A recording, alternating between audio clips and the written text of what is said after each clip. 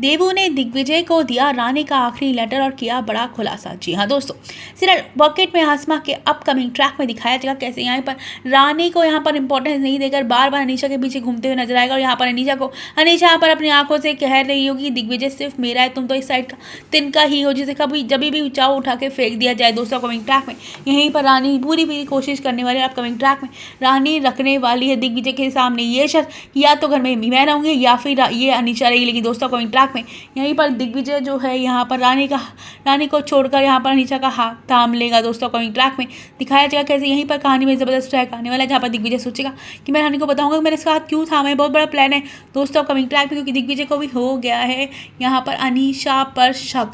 दोस्तों upcoming track में दिखाया जाएगा किस तरह से दिग्विजय नाटक कर रहा है अनीशा का हाथ थामने का, ताकि अनीशा पे घर में रहकर बहुत नजर रख सके। दोस्तों यहीं पर कहानी में जबरदस्त ट्रैक आने वाला है, जहां पर रात होते ही दिग्विजय जाने वाला है रानी से बात करने के लिए, उसका प्लान उसे प्लान समझाने के लिए। लेकिन रानी कमरे में नहीं होगी, दिग्विजय रानी को ढूंढते हुए नजर आएगा, रानी चिल्लाते हुए नजर आने वाला है, लेकिन रानी उसे कहीं भी नहीं मिलेगी। अनीशा कहेगी तुम रानी को क्यों ढूंढ रहे हो, यहाँ पर जो है दिग्विजय कहेगा बस ऐसे ही ढूंढा हो, कहीं दिख नहीं रही।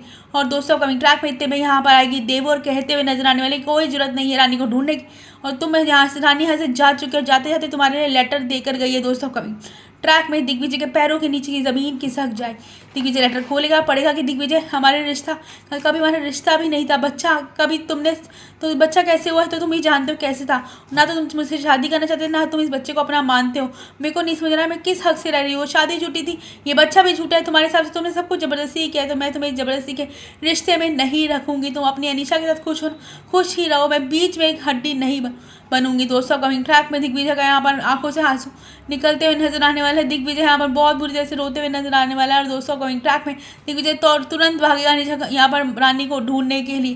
दोस्तों कहानी में जबरदस्त ट्रैक आएगा, जहाँ पर दिग्विजय की आंखों में झलकेगा रानी के लिए साफ साफ प्यार। और दोस्तों कमिंग ट्रैक पे दिखाया जाएगा कैसे दिग्विजय रानी को ढूंढते हुए नजर आने वाला है, पुलिस स्टेशन में कंप्लेंट लिखवाते हुए नजर आने वाला है, यहाँ पर हर जगह से पूछते हुए नजर आएगा। दोस्तों अब क्या रानी दिग्विजय को माफ कर पाएगी इन सब हरकतों के?